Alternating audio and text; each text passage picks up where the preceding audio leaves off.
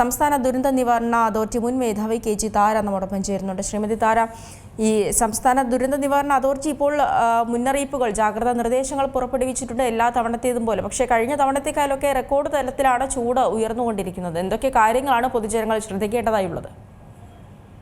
നമ്മൾ ഈ സൂര്യതാപം, സൂര്യാഘാതം, ഈ രണ്ട് കാര്യങ്ങളാണ് ഇപ്പോൾ ഏറ്റവും കൂടുതൽ നമ്മൾ ശ്രദ്ധിക്കേണ്ട കാര്യങ്ങൾ.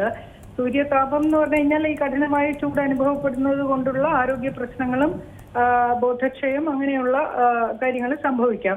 സൂര്യാഘാതം എന്ന് പറയുന്നത് കുറച്ചുകൂടെ ഗൗരവമേറിയ ഒരു പ്രത്യാഘാതമാണ്. അപ്പോൾ അതിനു വേണ്ട മുൻകരുതലുകൾ നമ്മൾ സ്വീകരിക്കണം. അപ്പൊ ഈ നേരത്തെ കഴിഞ്ഞ കുറെ വർഷങ്ങളായി ദുരന്ത നിവാരണ അതോറിറ്റി വേണ്ട മുന്നറിയിപ്പുകൾ തന്നുകൊണ്ടേ ഇരിക്കുന്നുണ്ട്. അപ്പോൾ ഈ പറഞ്ഞിരിക്കുന്ന സമയങ്ങളിൽ ഏറ്റവും കൂടുതൽ ചൂട് അനുഭവപ്പെടുന്ന സമയങ്ങളിൽ നമ്മൾ പുറത്തിറങ്ങുമ്പോൾ മുൻകരുതലുകൾ സ്വീകരിക്കുക എന്നുള്ളതാണ് നമുക്ക് ഇത് തടയാനുള്ള അല്ലെങ്കിൽ അതിനെ ലഘൂകരിക്കാനുള്ള ഏറ്റവും നല്ല മാർഗം. അപ്പോൾ ഇവര് സാധാരണഗതിയിൽ ഡോക്ടർമാരെല്ലാരും പറയുന്നത് 1 മണിക്കൂറിൽ 1 ഗ്ലാസ് വെള്ളം കുടിക്കുന്നത്, നല്ല ശുദ്ധമായ വെള്ളം ലഭ്യമാണെങ്കിൽ അത് കുടിക്കുന്നത്, പാനീയങ്ങളല്ല, ഈ കടയിൽ കിട്ടുന്ന കാര്യങ്ങളല്ല, അല്ലാതെ അത് കുടിക്കുന്നത് നമ്മൾ ഒരു നിർജ്ജലീകരണം, ഡീഹൈഡ്രേഷൻ കൊണ്ടുള്ള പ്രശ്നങ്ങൾ ഒഴിവാക്കാനായിട്ട് ശരീരത്തിന്റെ താപനില ഒന്ന് കുറയ്ക്കുകയും ചെയ്യും. അങ്ങനെ നമുക്ക് അത് സഹായിക്കും എന്നുള്ളതാണ്.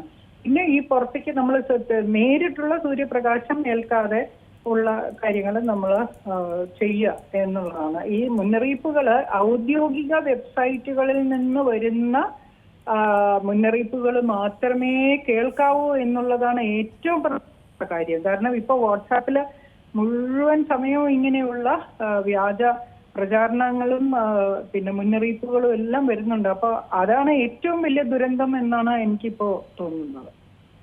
അതെ, ഈ രീതിയിൽ വ്യാജ പ്രചാരണങ്ങൾ ഇപ്പോൾ ഈ 54 ഡിഗ്രി സെൽഷ്യസിലേക്കൊക്കെ താപനില ഉയരുമെന്നുള്ള വാട്സപ്പ് പ്രചാരണങ്ങൾ വരുന്നുണ്ട്. ഇതിന് പിന്നാലെയും സംസ്ഥാന ദുരന്ത നിവാരണ അതോറിറ്റി മുന്നറിയിപ്പുമായി എത്തിയിട്ടുണ്ട്. അതായത് ഇത്തരം വ്യാജ വാർത്തകൾ പ്രചരിപ്പിക്കരുത് എന്നുള്ളത്. ഇത് ജനങ്ങളെ കൂടുതൽ പരിഭ്രാന്തിയിലാക്കുന്ന കാര്യമല്ലേ?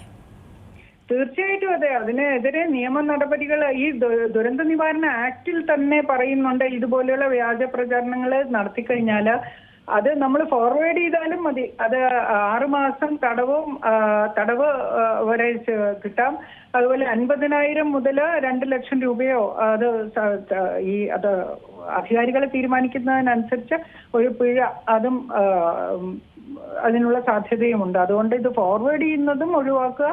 ഇത് നമ്മൾ അയക്കുന്നതും കിട്ടുന്ന മെസ്സേജുകൾ ഇത് ശരിയായിട്ടുള്ളതാണോ, അത് ഔദ്യോഗിക വെബ്സൈറ്റിൽ നിന്നാണോ എന്ന് ആദ്യം പരിശോധിക്കുക. ഇപ്പൊ ഒരു വ്യാപകമായിട്ടൊരു മെസ്സേജ് ഫോർവേഡ് ചെയ്യപ്പെട്ടു, സിവിൽ ഡിഫൻസ് ഡിപ്പാർട്ട്മെന്റിൽ നിന്ന് വരുന്ന ഒരു മെസ്സേജ് ആണെന്ന് വന്നിട്ടാണ്.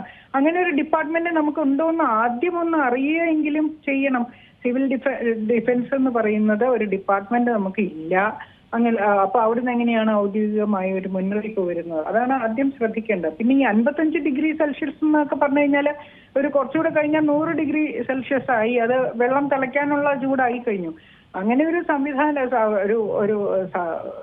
ഒരു സാധ്യത ഒട്ടും തന്നെ പറഞ്ഞിട്ടില്ല. ഈ കാലാവസ്ഥാ നിരീക്ഷണ കേന്ദ്രവും ഒന്നും മുന്നറിയിപ്പ് നൽകാത്ത സ്ഥിതിക്ക് ഇങ്ങനെയുള്ള വ്യാജ പ്രചരണം. പിന്നെ അതിനകത്ത് തന്നെ പറയുന്നുണ്ട് വെറ്റിലയുടെ നീര് കുടിക്കാൻ പറയുന്നുണ്ട്. അതൊക്കെ നമ്മൾ ഒരു സാമാന്യ ബുദ്ധി ഉപയോഗിച്ച് നമ്മൾ ഇതൊന്ന് പരിശോധിച്ചതിന് ശേഷം മാത്രമേ ഇങ്ങനെയുള്ള പ്രചാരണങ്ങളിൽ വീഴാവൂ. നമ്മൾ സാധാരണഗതിയിൽ എടുത്തു വരുന്നത് പോലെ ഈ നിർജ്ജലീകരണം ഒഴിവാക്കാൻ വേണ്ടി നമ്മൾ 1 ഗ്ലാസ് വെള്ളം 1 മണിക്കൂറിൽ ഇടവിട്ട് അത് കുടിച്ചുകൊണ്ടിരിക്കുക. പിന്നെ സൂര്യാഘാതം നേരിട്ട് വരുന്ന സാഹചര്യങ്ങൾ എന്ന് പറയുന്ന ഈ പുറത്ത് പണി ചെയ്യുന്ന ആളുകളും നമ്മൾ പുറത്ത് യാത്ര, അതായത് വെയിൽ നേരിട്ട് ഏൽക്കുന്ന ആളുകൾ ഉണ്ടല്ലോ, അപ്പോൾ അവരാണ് ഏറ്റവും കൂടുതൽ ശ്രദ്ധിക്കേണ്ടത്. വീടിനകത്തുള്ളവർക്കും ശ്രദ്ധ ചെലുത്താം. ഇങ്ങനെയുള്ള പൊതുവായിട്ടുള്ള നിർദ്ദേശങ്ങളല്ലാതെ ഇത്തരം വ്യാജ പ്രചാരണങ്ങളിൽ കുടുങ്ങാതിരിക്കുകയാണ് ഏറ്റവും അഭികാമ്യം. ശരി, വളരെയധികം നന്ദി ശ്രീ KG താര പ്രതികരിച്ചതിന്. ഏറ്റവും പുതിയ വാർത്തകളും വിശേഷങ്ങളും വിരൽ തുമ്പിലറിയാൻ Zee മലയാളം ന്യൂസ് എല്ലാ ഡിജിറ്റൽ പ്ലാറ്റ്ഫോമുകളിലും ലഭ്യം.